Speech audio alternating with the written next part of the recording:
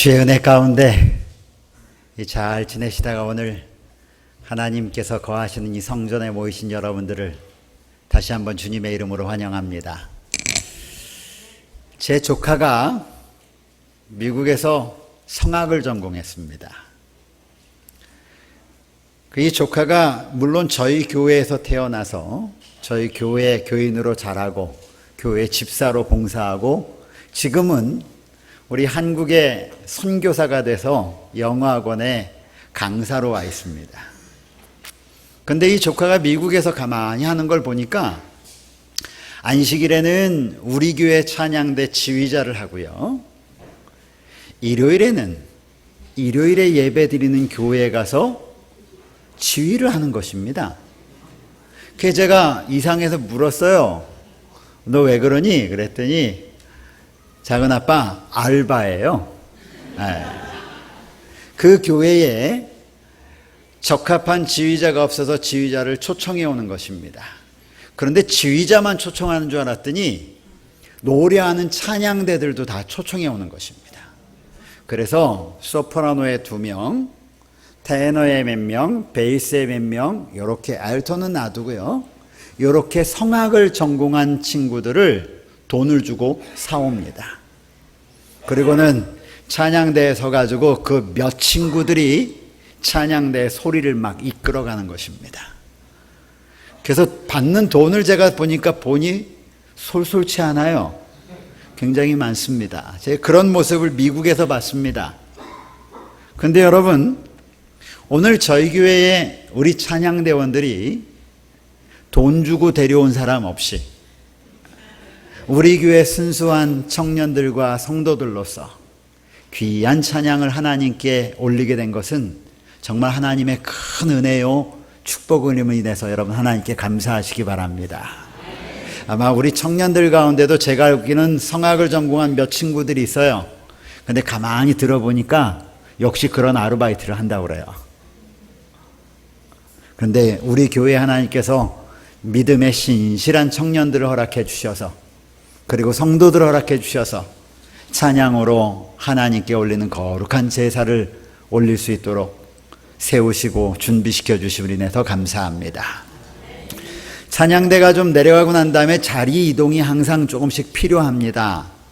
제가 전반적으로 보니까 이 좋은 앞자리들하고 저 시원한 자리들이 많이 비어 있어요. 그래서 나중에 뒤에 앉으신 분들은 뒤에 오신 분들을 위해서 조금씩 예배 시작 전에 자리에 옮겨 앉으시면 뒤에 오시는 분들을 위해서 도움이 많이 될 것 같습니다.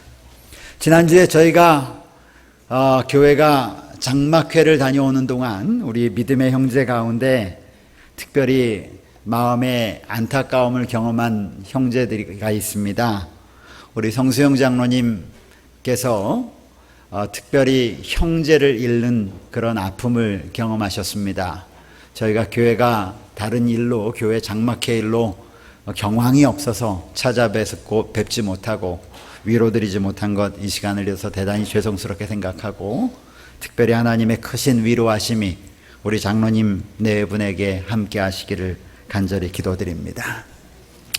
여러분의 기도와 염려 덕분으로 우리 교회 장막회가 특별한 어려움 없이 물론 조금 과격하게 운동해서 한 분이 다치긴 하셨지만 특별히 어려움 없이 우리 모두가 다 잘 돌아올 수 있었습니다.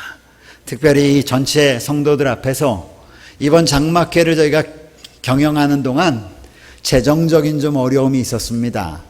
그런데 우리 장로님들이 십시일반으로 헌신해 주셔서 저희가 회비로 낸 것과 교회에서 지원해 준 자금보다 더 많은 자금을 우리 장로님들이 다 같이 협력해서 도와주셨습니다. 그래서 우리 모든 성도들이 편안하게 그리고 아주 즐겁게 장막회를 잘 마칠 수 있었습니다. 도와주신 여러 장로님들 다시 한번 이 자리를 빌어서 제가 진심으로 감사를 드립니다. 오늘 말씀의 제목은 새 언약의 중보자입니다.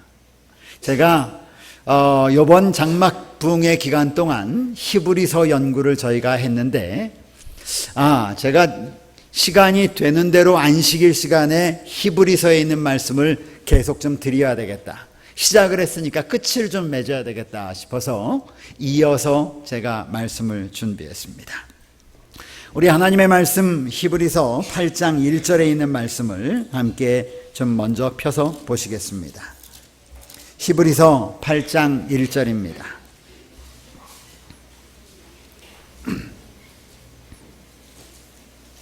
히브리서 8장 1절에 있는 말씀입니다. 오늘 여러분들 성경을 좀 많이 살펴보셔야 되니까 성경을 덮지 마시고 여러분의 책상 위에 올려놓으시고 함께 살펴보시기 바랍니다. 지금 우리가 하는 말의 요점은 이러한 대제사장이 우리에게 있다는 것이라. 그는 하늘에서 지극히 크신 이의 보좌 우편에 앉으셨으니 성소와 참 장막에서 섬기는 이시라. 이 장막은 주께서 세우신 것이요 사람이 세운 것이 아니니라. 제가 지난 시간까지 우리 안면도에서 히브리서 8장 1절까지를 좀 말씀을 쭉 드렸습니다. 사도 바울이 히브리서 1장부터 시작해서 계속 말씀해 오면서 유대 히브리인들이 옛날 구습관으로 돌아가려고 했습니다.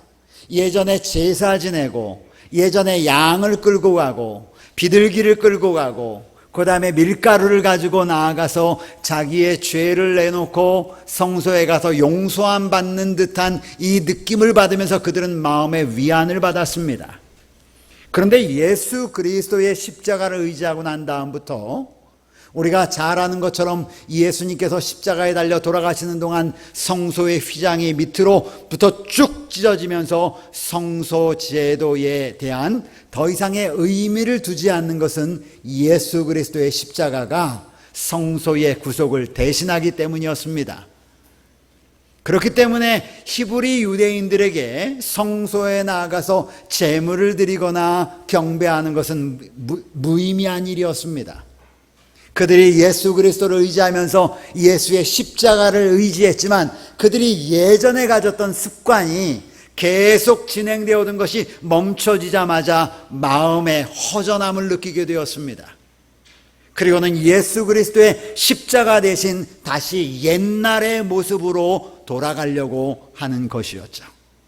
그런 모습에 대하여 사도 바울은 히브리인들에게 아니다, 너희가 예전에 이 땅에서 했던 그것을 사도 바울은 첫 언약이라고 했습니다. 첫 언약 때에 너희가 섬기던, 첫 언약 가운데 너희의 죄의 문제를 해결하던 그것을 대신하는 새 언약이 생겼는데 그 새 언약이 예수 그리스도로 말미암아 세워진 것이다. 첫 언약 때에 대제사장이 모든 이스라엘 백성들의 죄를 대신해서 성소에서 죄를 도말하는 일이 1년에 한 차씩 있었습니다. 그것을 우리는 대속죄일이라고 얘기하죠. 그 대속죄일의 경험을 통하여 이스라엘 백성들은 자신의 죄가 용서함을 받았다라고 하는 확신 가운데, 즐거움 가운데 살게 되었습니다. 그런데 여러분, 생각을 한번 해보십시오. 죄가 용서함을 받았으면 그 다음에 대속죄일이 왜 필요하겠습니까? 그런데 이스라엘 백성들에게 있어서는 해마다 대속죄일을 똑같이 반복을 해간 것입니다. 그것은 첫 언약에 있었던 대속죄일이 진정으로 우리의 죄의 문제를 해결하지 못했다고 하는 반증이기도 하는 것입니다. 그러면서 사도 바울은 히브리인들에게 이렇게 얘기합니다. 너희가 이 땅에서 첫 언약에 보았던 이 땅의 성소와 이 땅의 제사와 이 땅의 대제사장의 사역의 모든 것들은 참 대사장, 참 성소, 참 제사에 대한 그림자에 불과함을 너희가 알지 못하느냐? 그렇다면 참 것인 더 좋은 제사, 더 좋은 성소, 더 좋은 예물은 누구이겠느냐? 그것은 우리의 구주 예수이시다. 이것이 사도 바울이 계속해서 반복해서 해오던 말씀이었습니다. 그러면서 7장까지의 말씀을 계속 이어오면서 사도 바울이 8장 1절을 시작하면서 다시 한번 포인트를 짚는 것입니다. 내가 지금 길게 얘기했는데 이 길게 얘기한 포인트가 뭔지 아느냐? 그것은 1절에 나와 있는 말씀처럼 우리가 하는 말의 요점은 이러한 대제사장이 우리에게 있다는 것이라. 그런데 이 대제사장은 어떤 대제사장이냐? 하나님의 보좌 우편에 앉아 계신 대제사장이고, 이 대제사장은 어떤 대제사장이냐? 참 장막에서 섬기는 대제사장이다.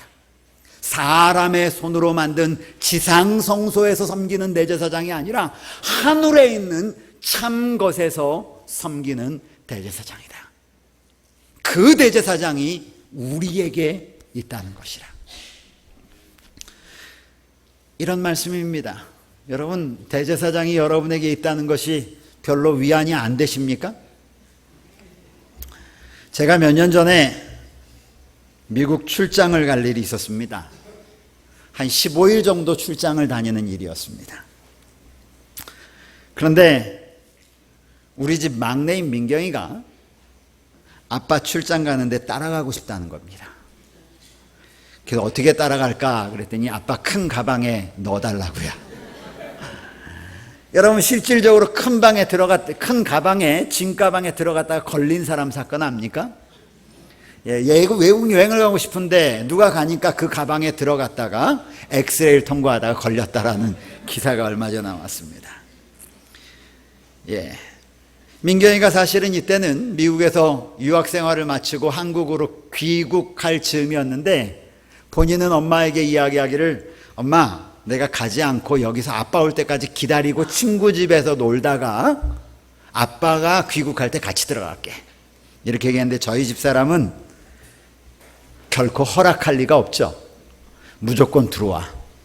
들어온 지 일주일 만에 다시 가겠다는 것입니다.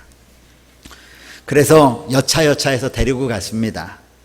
저는 대청에서 주관하는 전도훈련학교에 참여하기 위해서 갔고, 제 딸은 미국 뉴욕을 꼭 보고 싶다고, 거기를 다녀야 되겠다고 쫓아간 것입니다.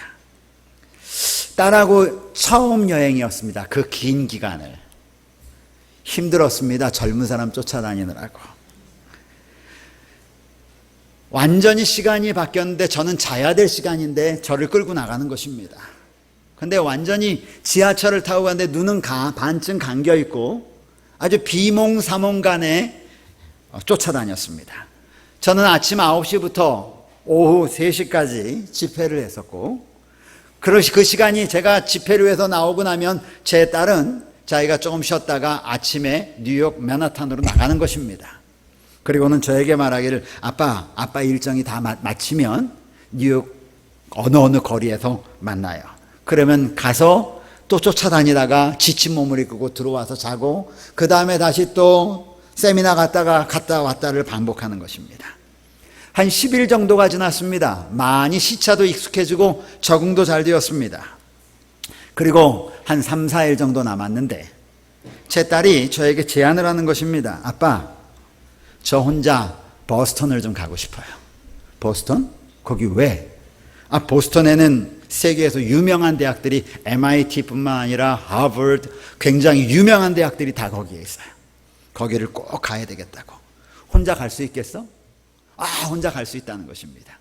그래서 아침 일찍 이 아이를 데리고 시외버스 터미널로 데리고 갔어요. 그리고 버스를 태웠습니다. 저희 집사람이 알면 기절할 일인데 어쨌든 혼자 태웠어요. 그리고는 빠이 하고 보내는 것입니다. 보내고 난 다음에 제가 돌아서서 오는데, 여지껏 제가 아빠잖아요. 딸 아닙니까? 그렇죠? 허전하면 지가 허전해야지 제가 허전하면 안 되잖아요. 그런데 돌아서서 오는데 허전한 것입니다. 뭔가가 없어진 것 같아요. 그리고는 지하철을 타고 와서 버스를 타야 제 숙소로 들어가는데, 버스를 타고 한참을 가고 있는데 낯선 풍경들이 제 눈에 확 들어오는 것입니다. 안 가본 길을 가는 것 같아요. 가만히 봤더니 버스를 제대로 타긴 탔는데 반대 방향 버스를 탄 겁니다. 벌써부터 옆에 있는 사람이 없으니까 문제가 생기기 시작했어요. 그 후로 일정이 마치고 난 다음에 저는 제 친구에게 차를 하나 빌려서 버지니아라고 하는 곳에 제 친구를 만나러 갔다가 혼자가 갔다 오는데 제가 길도 알고 내비게이션도 있고 차도 있고 운전도 하는데 전혀 문제가 없는데 허전하고 뭔가 불안한 것입니다. 그러다가 약속한 장소에서 드디어 3일 만에 제 딸을 만났습니다. 그런데 운전도 제가 하고 내비게이션 똑같은 내비게이션이 있는데 옆에 누군가가 있다고 하는 것이 그렇게 저에게 큰 위안과 힘이 되는지 몰랐습니다. 여러분, 우리는 하늘로 향해 가는 여행자들입니다. 이 땅이 우리 집이 아니라 우리가 영원히 살 곳은 하나님이 거하시는 그곳이 우리가 가서 살아야 될 영원한 우리의 집입니다. 그리고 그곳을 향해 여행을 해 나아갑니다. 그곳에는 하나님이 계십니다. 하나님이, 의로우신 하나님이 그 보좌에 앉아 계신데 오늘 성경은 말하기를 내가 이렇게 힘주어 말하는 이유가 뭔지 아느냐? 우리의 길을 인도할 모든 이스라엘 백성들을 대속죄일에 하나님의 보좌 앞으로 끌고 나가는 유일한 한 사람이 있었는데 그분이 대제사장이었습니다. 이스라엘 백성들의 모든 이름을 가지고 그들의 흉배에 이스라엘 12지파의 이름을 새겨서 하나님의 존전으로 나아가는 한 사람이 있었는데 그게 대제사장이었습니다. 이 대제사장을 통하여 온 이스라엘 백성들은 하나님 앞으로 나아가는 것입니다. 그런데 오늘 사도 바울은 말하기를 내가 너에게 말하려고 하는 요점이 뭔지 아느냐? 이렇게 하시는 대제사장이 우리에게 있다는 것이다 라는 것입니다. 대제사장이 우리에게 계십니다. 그러면서 이 대제사장이 어떤 일을 하는지를 9장에 우리에게 설명을 하고 있습니다. 9장 1절로 넘어갑니다. 9장 1절 첫 언약에도 섬기는 예법과 세상에 속한 성소가 있더라. 첫 언약은 이 지상 성소를 말합니다. 지상의 모세를 통하여 세워졌던 성소 제도를 말합니다. 하늘의 모양과 식양을 따라서 모세가 본 식양을 가지고 이 땅에 지었던 하나님께서 지시하라고 지었던 그 성소를 말합니다. 이것을 첫 언약이라고 말합니다. 그런데 그 천약에는 2절에 예비한 첫 장막이 있고 그 안에 등잔과 때와 상과 진설병이 있으니 이것은 성소를 그리죠. 성소를 만들었는데 성소의 첫째 가는 성소에 들어가면 거기에 분향단이 있고 떡상이 있고 금촛대가 있습니다. 그것을 설명하는 것이에요. 3절 또 둘째 휘장 뒤에 있는 장막을 지성소라 일컫나니. 여러분 성소에 대해서 잘 아시죠? 모세가 지었던 성소는 50규빗, 100규빗으로 되어 있고 그 안에는 10규빗과 30규빗으로 되어 있어요. 그리고 첫째 칸을 성소라고 하고 둘째 칸을 지성소라고 말합니다. 이 성소에는 매일마다 제사장들이 들어갔지만 둘째 칸 지성소에는 1년에 한 번 대제사장만 들어갈 수 있었습니다. 그것을 지금 설명하고 있어요. 4절 금양로와 사면을 금으로 싼 언약궤가 있고 지성소 안에 무엇이 있는지를 설명하는 것입니다. 그것에는 하나님의 언약궤, 법궤가 있었습니다. 그곳에서 하나님의 십계명이 들어있었어요. 아론의 쌍난 지팡이가 있었습니다. 만나가 있었어요. 그리고 그 뚜껑을 덮은 곳을 시은좌, 속죄소라고 말합니다. 하나님의 거룩한 임재에 비친 쉐키나의 영광이 이 시은좌 위에서 번쩍거리고 있었습니다. 그 성소 둘째 칸 지성소에는 아무나 들어갈 수 없었습니다. 5절 그 위에 속죄소를 덮는 영광의 그룹들이 있으니 이것들에 관하여는 이제 낱낱이 말할 수 없노라. 사도 바울은 이스라엘 백성들에게, 히브리인들에게 성소제도에 말하면서 내가 이것에 대하여 너희에게 말하려고 하는 것이 아니라고 말합니다. 6절 이 모든 것들이 이같이 예비하였으니 제사장들이 항상 첫 장막에 들어가 섬기는 예식을 행하고 7절 오직 둘째 장막은 지성소를 말하죠. 지성소는 1년에 대제사장이 홀로 1년에 한 번 들어가되 누구와? 성경들 안 보십니까? 누구와? 자기와 또 백성의 허물을 위하여 드리는 무엇 없이 피 없이는 아니하느니라. 제가 말씀드리지 않았습니까? 대속제일 아침이 되면 대제사장이 가장 먼저 하는 일은 자기와 레위 지파를 위하여 목욕 제기하는 일이었습니다. 그는 목욕을 제기합니다. 깨끗하게 목욕을 제기하고 흰 세마포 입을 옷을 갈아입고 그는 수송아지의 피를 가지고 하나님의 지성소 안으로 들어간다고 말씀드렸잖아요. 하나님의 지성소 안에 하나님의 거룩한 임재가 있는 셰키나의 영광에 있는 하나님이 거하시는 그곳에 죄인이 들어가는 것입니다.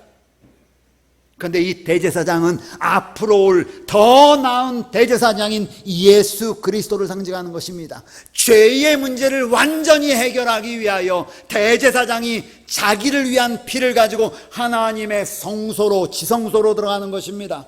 손에 피를 가지고요. 그리고 하나님의 보좌 앞으로 나갈 때 정면으로 나가지 않고 뒷걸음질 쳐서 나간다고 말씀드렸잖아요. 하나님의 보좌를 하나님의 영광에 비칠 죄인은 감당할 수가 없습니다. 그래서 그는 조용히 뒷걸음질 치면서 하나님의 보좌 앞으로 나갑니다. 그리고 가장 먼저 하는 일은 자기와 레위 지파 제사장들을 위한 속죄의 피를 하나님께 드리는 것입니다. 성경은 말하기를 7방울을 떨어뜨린다고 얘기했어요. 그리고 다시 나옵니다. 두 번째 들어갈 때는 온 이스라엘 백성들의 죄를 속하는 피를 가지고 다시 하나님 앞에 나아갑니다. 염소의 피죠. 그 염소의 피를 가지고 다시 하나님의 거룩한 보좌 앞으로 뒤돌아서 하나님 앞에 두려운 마음으로 나아가서 동일하게 7방울의 피를 떨어뜨리는 것입니다. 이 이야기가 7절의 이야기예요. 오직 둘째 장막은 대제사장이 홀로 1년에 한 번 들어가되 자기와 백성의 허물을 위하여 드리는 피 없이 아니하나니. 9절 넘어갑니다. 성경 보세요. 9절 다 같이 읽겠습니다. 이 장막은 시작.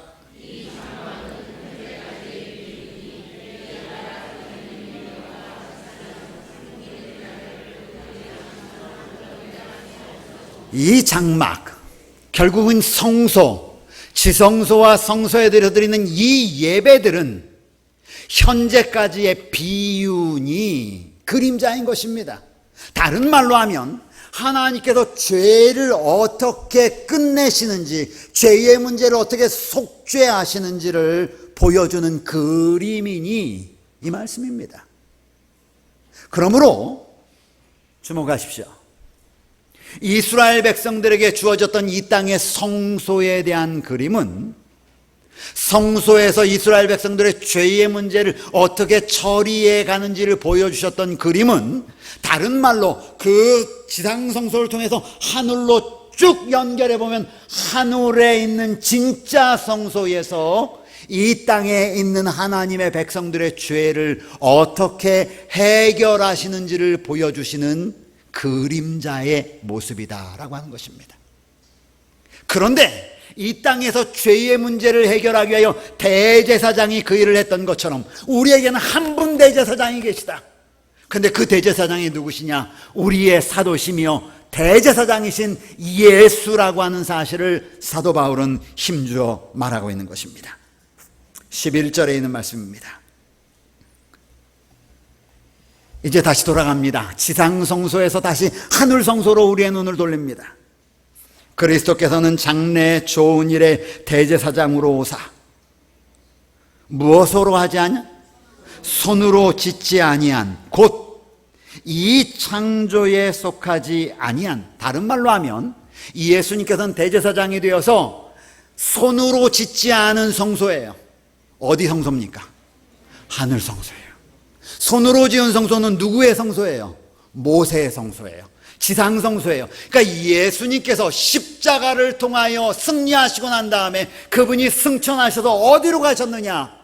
이 땅의 성소가 아니라 하늘 성소로 가셨다는 것입니다. 하늘 성소에 무엇하기 위하여 가셨는가? 그 다음에 있는 성경 말씀 보십시오.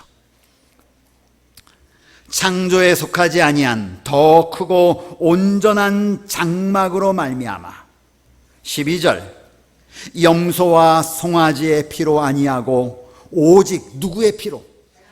예수 그리스도 자신의 피로 영원한 무엇을? 속죄를, 죄를 해결하는 것입니다. 속죄를 어떻게 이루셨어요? 단번에 이루사 어디로 들어가셨다? 성소로 들어가셨느니라. 여러분 날마다 죄 집니까? 날마다 예수님께 그래서 잘못했다고 용서를 구해요? 그런데 여기 속죄가 단번에 이루어졌다는 말은 무슨 말입니까? 무슨 말입니까? 여러분, 예수님이 이 땅에 오신 이유는 여러분이 행하는 죄의 행위들 때문에 오신 것이 아님을 기억하셔야 합니다. 예수님이 이 땅에 오시는 근본적인 죄의 문제 때문에 이 땅에 오셨습니다. 하나님과 분리된 죄인은 하나님께 나아갈 수가 없습니다. 죄 지은 아담과 하와는 죄를 짓는 것과 동시에 에덴 동편으로 그는 쫓겨났습니다. 하나님의 영광에 이룰 수 없습니다. 하나님의 보좌로 나올 수 없어요. 그는 에덴으로 동편으로 쫓겨난 다음에 그는 매번마다 하나님의 보좌에 이르기를 원했지만 두루 도는 화영검이 하나님의 보좌에 이르는 생명나무에 이르는 영생에 이르는 길을 가로막고 있었습니다. 그것이 죄의 문제인 것입니다. 그런데 예수 그리스도께서 이 땅에 오셔서 십자가를 지심으로 십자가 이전에 태어난 모든 사람의 죄의 문제와 십자가 그 시대에 태어난 모든 사람의 죄의 문제와 십자가 이후에 태어날 모든 사람의 죄의 문제를 단번에 해결해 놓으시고 그분께서 이루신 것은 내가 곧 길이다. 어딘 길이냐? 하나님의 보좌로 이룰 수 있는 길이라는 사실을 오늘 우리에게 말씀하고 있는 것입니다. 그래서 성경은 말하기를 12절에 염소와 송아지의 피, 이런 표상적인, 이런 그림자적인 피로 하지 아니하고, 여러분, 이 지상성소는요, 이 지상성소에서는요, 이 지상성소에 있는 대제사장은요, 무슨 피를 가지고 나가냐면 송아지의 피를 가지고 하나님의 보좌 앞으로 나갔습니다. 그럼에도 불구하고 하나님께서 용서했다라고 하는 상징적인 허락을 해주셨어요. 염소의 피를 가지고 나갑니다. 그런데요, 사람의 손으로 짓지 아니하는, 사람의 손을 대지 아니한, 창조에 속하지 아니한 하나님의 진짜 성소요, 하나님께서 거하시는 그곳은 짐승의 피가 아닌 누구의 피로요? 예수 그리스도, 그분의 피를 가지고, 그 성경은 이렇게 얘기해요. 자기의 피로 영원한 속죄를 이루사 단번에 성소에 들어가셨느니라. 아멘? 누가 들어간 거예요? 예수님이 들어갔어요. 예수님이 누구를 가지고 데리고 들어갔을까요? 여러분과 저의 이름을 가지고 들어가는 것입니다. 아멘. 네. 저는 여러분 예언의 신을 읽으면서 마지막 조사 심판의 장면을 주로 많이 본 적이 있습니다. 우리의 모든 이 땅의 행위들입니다. 행위. 여러분, 죄의 흔적들이 많잖아요. 남을 미워했던 것들 많습니다. 남을 비방했던 것도 많이 있어요. 또 이러저러한 일들도 많이 기록되어 있을 것입니다. 그런 행위들이 기록되어 있는 기록책이 있어요. 생명책이 있습니다. 이 사람이 자기의 탄생을 예수 그리스도의 십자가를 의지하여 예수님 안에서 거듭남을 경험했는가? 우리가 육신적으로는 아담의 피를 이어받았습니다. 그렇죠? 이 땅에 태어나는 모든 사람들은 남자의 씨를 이어받아요. 그 남자가 죄인이기 때문에 남자의 씨를 이어받은 모든 이 땅에 태어난 사람은 죄의 결과로서 자유로울 수 있는 사람이 단 한 사람도 없는 것입니다. 예수님이 남자의 씨를 이어받지 않은 이유가 그것입니다. 처음 사람 아담이 하나님의 성령의 능력으로 지음받은 것처럼 둘째 사람 아담이, 둘째 아담 곧 예수 그리스도입니다. 예수 그리스도가 첫 번째 아담과 동일한 조건 가운데 성령으로 잉태되는 것입니다. 그리고는 우리에게 길을 열어주는 것이에요. 거듭남이라고 하는 것, 우리가 예수 그리스도에서 다시 침례받고 태어나는 것, 이것은 우리가 첫 아담의 우리의 의지와는 상관없이 태어났어요. 첫 아담에 의해서 태어났지만 주여 내가 이제는 둘째 아담 가운데 태어나기를 원합니다. 예수님 안에서 태어나기를 원합니다. 그게 결국은 생명책에 기록이 되는 것입니다. 우리 모두가 그러한 선택에 의하여 하나님의 자녀가 되었음을 믿으시길 간절히 바랍니다. 그런데 마지막 때 조사 심판 때예요. 우리의 삶이 기록된 기록책들을 펴놓고 조사하는 일이 벌어진대요. 저는 창피합니다. 벌겨벗겨지면 창피하잖아요. 제가 여러분 앞에 서가지고 옷을 다 벌겨벗긴다고 생각해 보십시오. 창피하잖아요. 저의 모든 과거의 삶들이 다 나올 것입니다. 이렇게 교회 앞에서 설교할 때는 그럴듯하지만 제 인간적인 강순기라고 하는 사람의 생각과 정신과 이것들을 뒤돌아보면 감추고 싶은 것이 얼마나 많겠습니까? 이러한 저의 행위들을 하나님의 거룩한 율법에 비추어 봤을 때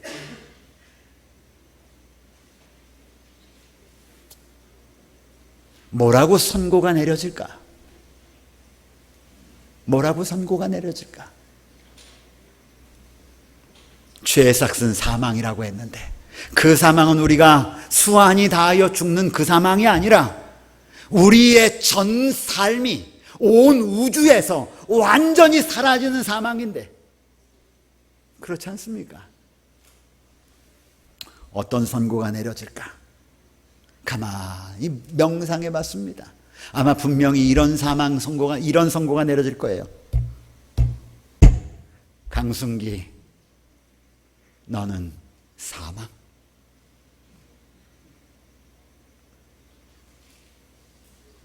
그때 하나님의 보좌의 우편에 있는 예수 그리스도, 우리의 대제사장이 나타나실 때입니다. 맞습니다, 아버지. 이의 삶을 뒤돌아볼 때에는 죽어 마땅한 자입니다. 그런데요, 이가 나의 피를 의지한 사람입니다. 내가 이 사람을 위하여 십자가에서 대신 죽었습니다. 이게 그 얘기예요. 염소와 송아지의 피로 아니하고 오직 자기 피로 영원한 속죄를 이루사 단번에 성소에 들어가셨다. 그 다음에 보십시오. 13절. 염소와 황소의 피가 및 암송아지의 죄를 부정한 자에게 뿌려 그 육체를 정결하게 하여 거룩하게 하거든. 여러분, 이 땅 첫 언약에서요, 사람을 정결하게 할 때 피의 제사를 드리고 그 태운 죄를 사람의 물에 해가지고 사람을 씻기면 그가 정결해진다고 얘기했어요. 이 땅 첫 언약에서도 그렇게 해서도 정결한다고 이야기했거든. 14절. 저는 이 말씀이 너무 좋아요. 하물며 영원하신 성령으로 말미암아 흠없는 자기를 하나님께 드린 그리스도의 피가 어찌 너희 양심을 죽은 행실에서 깨끗하게 하고 살아계신 하나님을 섬기게 하지 못하겠느냐. 아멘. 여러분, 그리스도의 피는, 그리스도의 보혈은, 그리스도의 희생은 우리를 하나님의 보좌 앞으로 나아가게 하는 일에 넉넉함을 믿음으로 받아들이게 되기를 간절히 바랍니다. 넉넉한 분이십니다. 그래서 사도 바울은 끊임없이 얘기하기를, 내가 말하는 요점은 이러한 대제사장이 우리에게 있다. 그 다음 15절. 이로 말미암아, 이 말은 그렇기 때문에 이런 소리예요. 15절. 그렇기 때문에 그는, 여기서 말하는 그는 누구예요? 예수는 누굽니까? 십자가에 달리신 예수는, 대제사장이신 그는 새 언약의 중보시니 이는 첫 언약 때에 범한 죄에서 속량하고 죽으사 부르심을 입은 자로 하여금 영원한 기업의 약속을 얻게 하려 하십니다. 오늘 제가 설교의 제목을 새 언약의 중보자라고 적은 이유가 바로 이 성경절 때문입니다. 그렇기 때문에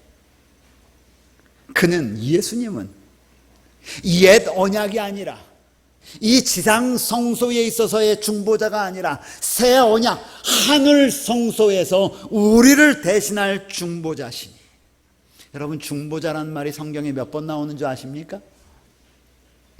6번밖에 나오지 않습니다. 그런데 그 6번 가운데 대부분이 히브리서에 나옵니다. 중보자라는 말 가운데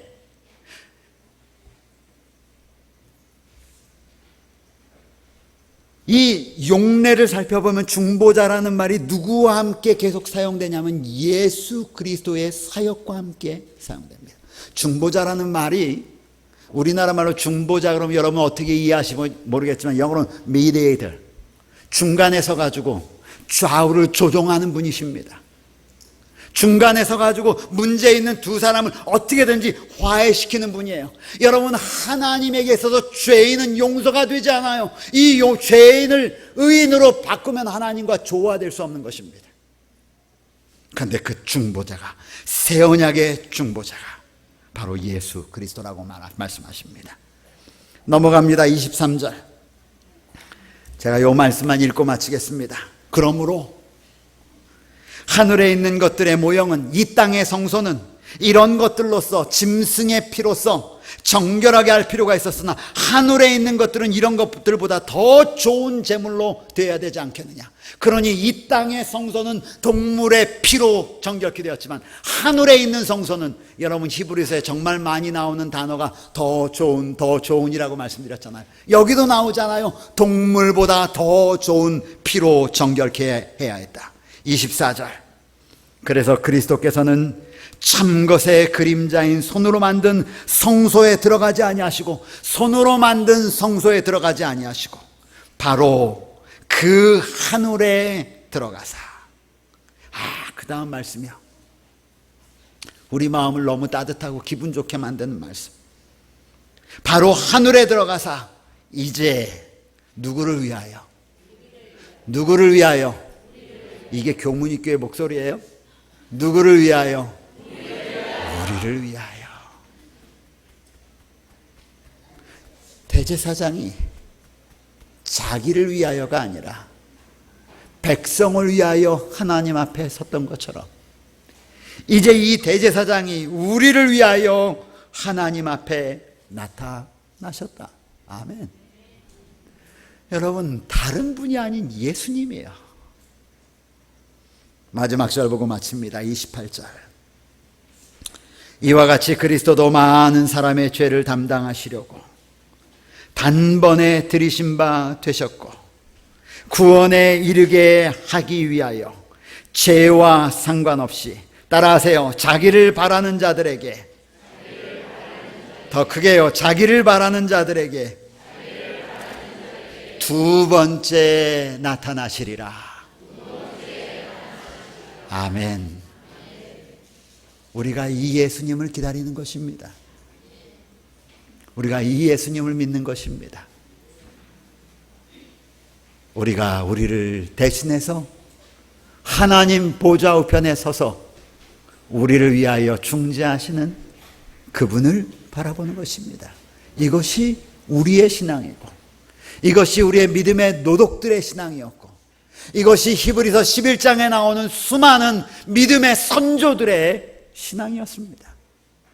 사랑하는 여러분, 오늘도 예수 그리스도의 십자가의 구속을 감사하는 귀한 안식일이 되시길 바랍니다.